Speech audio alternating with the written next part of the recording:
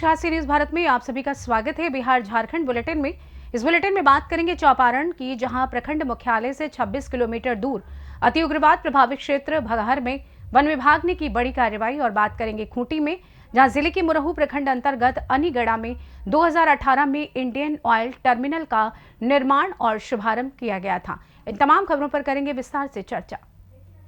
प्रखंड मुख्यालय से 26 किलोमीटर दूर अति उग्रवाद प्रभावित क्षेत्र भगहर में वन विभाग ने बड़ी कार्रवाई की है।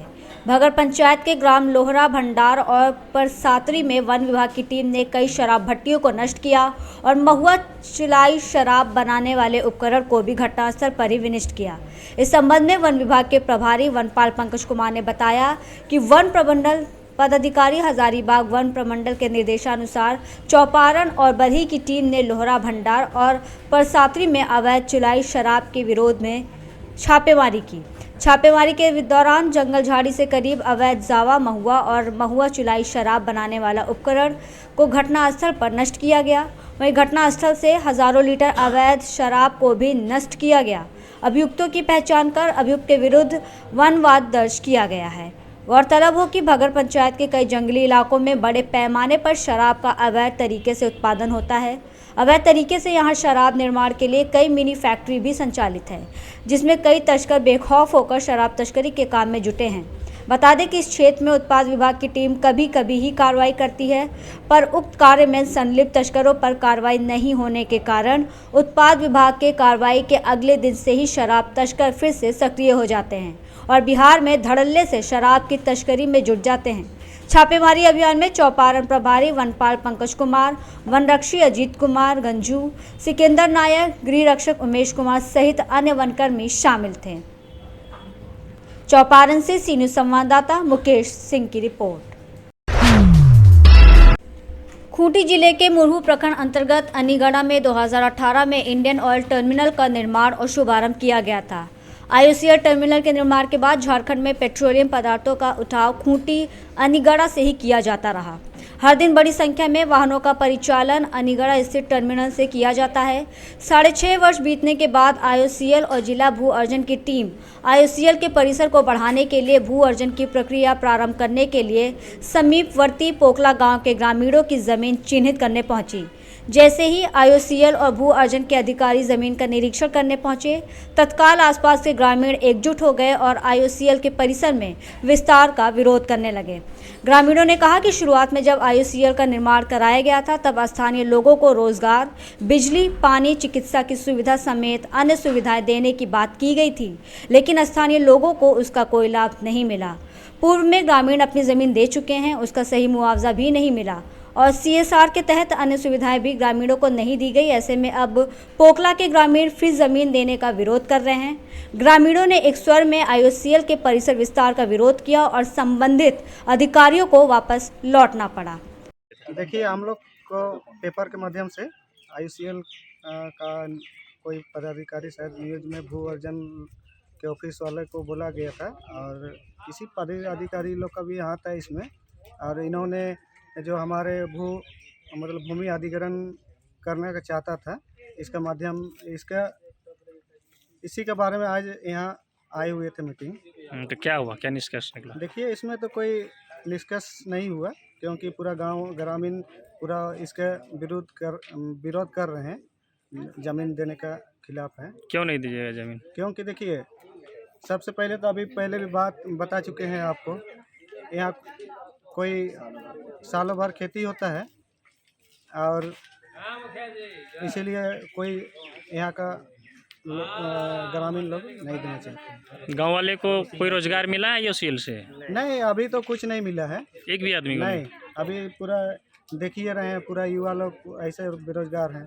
और कोई लाभ गांव वालों को आईओसीएल से? नहीं, अभी तो कुछ नहीं मिला है, कुछ फैसिलिटी भी नहीं मिला। सड़क, बिजली, स्वास्थ्य सेंटर कुछ नहीं, कुछ भी नहीं मिला है अभी तक। क्या नाम है आपका? रोहित थे। अब क्या है?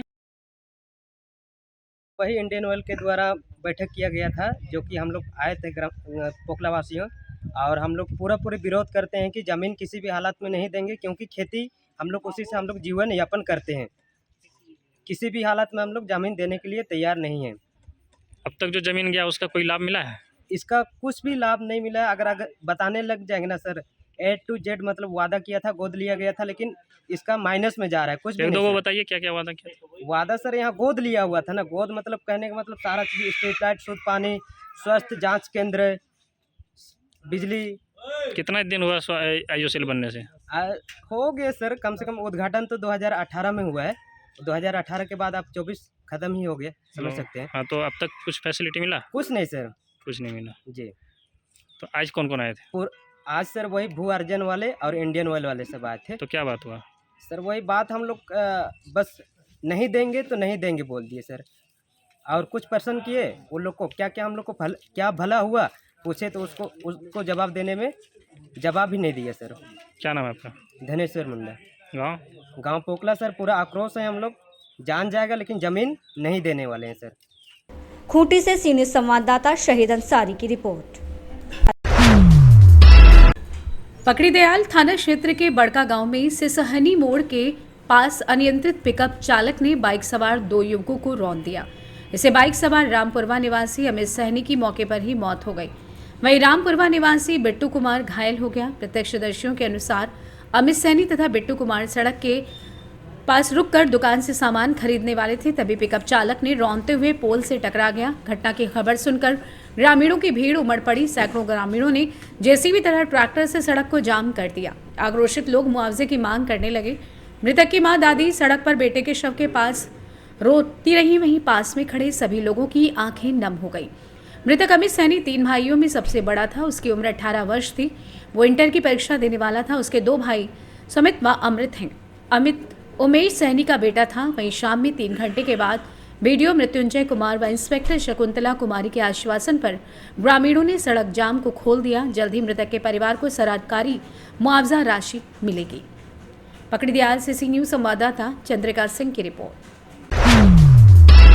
ढाका विधायक पवन जायसवाल द्वारा आयोजित एक विवाह ऐसा भी के तहत शादी के बंधन में बंधे 151 वर वधुओं को शादी उपरांत आगामी 29 दिसंबर को प्रखंड क्षेत्र के भेलवा बाजार के खेल मैदान नकदी 11,000 समेत 40,000 का घर गृहस्थी का सामान उपहार स्वरूप दिया जाएगा। उक्त जानकारी गुरुवार को भेलवा हाई स्कूल में आयोजित प्रेस वार्ता में विधायक जायसवाल ने पत्रकारों को दी। उन्होंने बताया कि विगत 25 फरवरी को ढाका के खेल मैदान में मेरे द्वारा 151 वर वधुओं को सामूहिक विवाह कराया गया था। शादी उपरांत उक्त सभी 151 जोड़ों को नकदी 11,000 समेत करीब 40,000 का सामान उपहार स्वरूप दिया जाएगा, जिसमें गैस सिलेंडर, गैस चूल्हा, बिछावन, फर्नीचर का सामान आदि जरूरतमंद सामान दिया जाना है, जिसको लेकर आगामी 29 दिसंबर को भेलवा हाई स्कूल के खेल मैदान उक्त कार्यक्रम प्रस्तावित की गई। वहीं उन्होंने बताया कि उक्त कार्यक्रम में बिहार के उप मुख्यमंत्री सम्राट चौधरी ने आने की हामी भरी है। साथ ही अन्य नेताओं से कार्यक्रम में आने की बात चल रही है। वहीं रंगारंग सांस्कृतिक कार्यक्रम के लिए भोजपुरी एक्ट्रेस अक्षरा सिंह के भाग लेने की भी बात हुई है। कार्यक्रम में आने के लिए भोजपुरी एक्ट्रेस प्रीति पासवान, माही मनीषा समेत अन्य कलाकारों से बात चल रही है। मौके पर मुखिया प्रतिनिधि प्रकाश सिंह काका, प्रमुख प्रतिनिधि भोला यादव, उपेंद्र जायसवाल, पैक्स अध्यक्ष उमाशंकर प्रसाद यादव समेत सैकड़ों लोग मौजूद रहे। कि 25 फरवरी 2024 को 151 कन्याओं की शादी हम लोगों ने ढाका में कराया था और ये सिस्टम बना के रखे हैं कि शादी एक प्रखंड में होता है तो दोंगा हम लोग दूसरे प्रखंड में करते हैं। तो अभी 29 दिसंबर को भेलवा हाई स्कूल के खेल मैदान में 151 जो वर वधू जोड़ा है उनको 11,000 का चेक और 40,000 का सामान हम लोग देंगे। और डिप्टी सीएम सम्राट चौधरी जी, प्रदेश अध्यक्ष दिलीप जायसवाल जी, अन्य नेतागण की सहमति मिली है। कुछ लोग से हम लोग बात कर रहे हैं। और सांस्कृतिक कार्यक्रम में अभी तक अक्षरा सिंह की सहमति मिल गई है और माही मनीषा सांस्कृतिक कार्यक्रम करती हैं, उनका सहमति मिला है। ये कार्यक्रम 10 बजे दिन से हम लोग शुरू करेंगे और शाम के 5 बजे तक हाई स्कूल के खेल मैदान में होगा। साल का अंतिम दिन है, अंतिम हो ही गया, 29, 30, 31 होता है। और देहात में कहावत है कि अंत भला तो सब भला। तो सामाजिक काम भी साल के अंत में हम लोग कर रहे हैं। 151 जोड़ा को भेलवा हाई स्कूल के खेल मैदान से हम लोग उपहार देंगे। वो भी एक ऐतिहासिक चीज़ होगा, गवाह बनेगा भेलवा हाई स्कूल का खेल मैदान।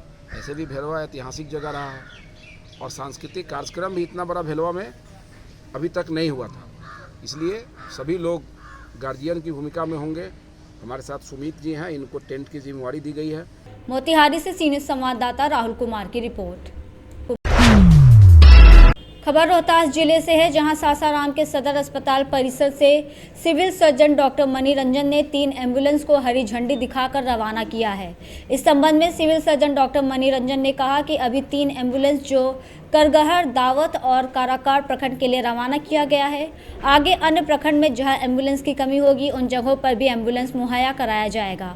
सभी सरकारी एम्बुलेंस को परिचालन और देख-रेख करने के लिए नीरज कुमार सिंह को दी गई है। वहीं सिविल सर्जन ने कहा कि पहले की अपेक्षा अब मरीजों की बेहतर सुधार दी जाएगी। एम्बुलेंस को हरी झंडी दिखाकर रवाना की गई है, क्या कहेंगे सर? अब धीरे धीरे पूरे प्रखंड में, पूरे जिला में एम्बुलेंस आ जाएगी। तत्काल सिंह आ गई है जी, और दूसरी कंपनी है, बहुत अच्छी कंपनी है, सारा मेंटेन है। इसलिए लगता है कि 10 दिन में सारी समस्या का समाधान। सर किस किस प्रखंड में दी गई है? अभी दावत, काराकाट और कराहगढ़ 3 प्रखंड का प्रखंड में चली गई। रोहतास से सीधी संवाददाता पंकज कुमार की रिपोर्ट। खबर हजारीबाग से, जहां टीबी मुक्त भारत अभियान के तहत आज समाहरणालय सभा कक्ष में 12 दिसंबर को उपायुक्त नैन्सी सहाय की अध्यक्षता में डिस्ट्रिक्ट टीबी फोरम कमेटी की बैठक आयोजित की गई। इस बैठक में विशेष रूप से 7 दिसंबर से 16 मार्च 2024 तक चलाए जाने वाले 100 दिवसीय जन जागरूकता सह जांच अभियान की सफलता पर चर्चा की गई। उपायुक्त ने बताया कि 100 दिवसीय टीबी उन्मूलन कार्यक्रम का प्रमुख उद्देश्य हजारीबाग जिले में टीबी की बीमारी से रोकथाम के विभिन्न अवयवों से आम जनमानस को जागरूक करना है। इस कार्यक्रम के तहत सभी ग्राम पंचायत को टीबी मुक्त बनाने के लिए टीबी के लक्षणों का घर घर व्यापक जांच अभियान चलाकर प्रभावित व्यक्तियों को चिन्हित कर उनका निःशुल्क इलाज करवाना है। स्वास्थ्य विभाग टीबी रोगियों की पहचान करने और उनका तत्काल उपचार सुनिश्चित करने के लिए घर घर अभियान चलाएगा। जांच के क्रम में प्राप्त सूची के अनुसार संदिग्ध सभी मरीजों का एक्सरे और बलगम की जांच निःशुल्क कराई जाएगी। इस अवसर पर टीबी रोग से लड़कर सफलता पाने वाले लोगों ने भी अपने अनुभव साझा किए और बताया कि टीबी एक जानलेवा बीमारी है, लेकिन समय पर जांच और इलाज से इनसे बचा जा सकता है। मौके पर उपायुक्त द्वारा उपस्थित लोगों को टीबी के बारे में जागरूकता फैलाने की शपथ दिलाई गई। आप सभी को जोहार।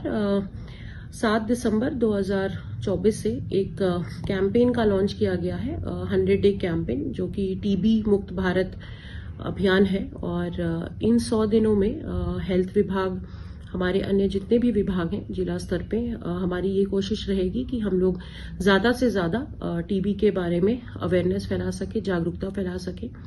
जिन लोगों को सिम्टम्स हैं वो इमीडिएट उनकी टेस्टिंग हो।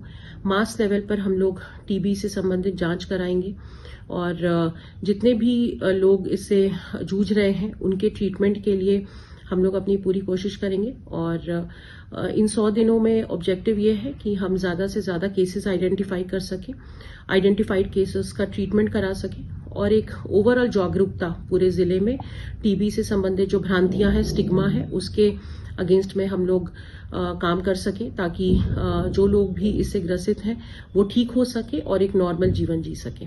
आप सभी से इसमें सहयोग की अपेक्षा है और इस अभियान 100 दिवसीय अभियान को हम लोग सफल बनाएं, ऐसी हमारी कामना है। हजारीबाग से सी न्यूज संवाददाता मुकेश सिंह की रिपोर्ट। फिलहाल इस खास बुलेटिन में बस इतना ही। देश दुनिया की तमाम बड़ी खबरों को जानने के लिए जुड़े रहिए सी न्यूज भारत के साथ। हर खबर आपके साथ, आपके हाथ।